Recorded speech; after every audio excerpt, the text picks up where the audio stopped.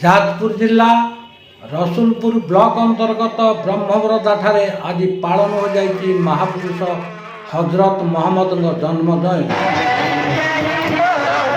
Islamic ମାନ୍ୟତା ଅନୁସାରେ Islamic Hijri କ୍ୟାଲେଣ୍ଡରର ତୃତୀୟ ମାସ ରବିଉଲ ଆୱାଲର 12 ତାରିଖ ଦିନ ମହାପୁରୁଷ ହଜରତ ମହମ୍ମଦ ଜନ୍ମଗ୍ରହଣ କରିଥିଲେ।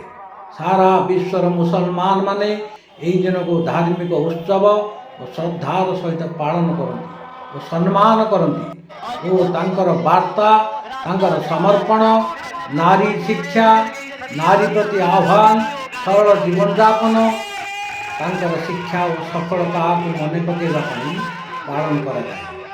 ଏହି ପର୍ବ ହଜରତ ମହମ୍ମଦଙ୍କ ଜୀବନୀ ଏବଂ ମାନବ ଜାତି ପ୍ରତି ତାଙ୍କର ଅବଦାନକୁ ସମ୍ମାନ ଜଣାଇବାର ଅବସର ଅଟେ। ଏହି ଦିନକୁ ସମ୍ମାନ ଜଣାଇବାର ଅବସର ଅଟେ।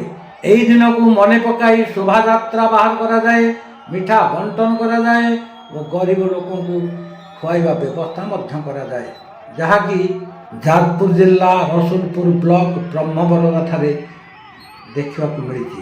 ଯାଜପୁର ଜିଲ୍ଲା ରସୁଲପୁର ବ୍ଲକ ବ୍ରହ୍ମବରଦାରୁ ସଫିକୁଜ୍ଜମା ଖାଁଙ୍କ ରିପୋର୍ଟ, ଚାଣକ୍ୟ ଟିଭି।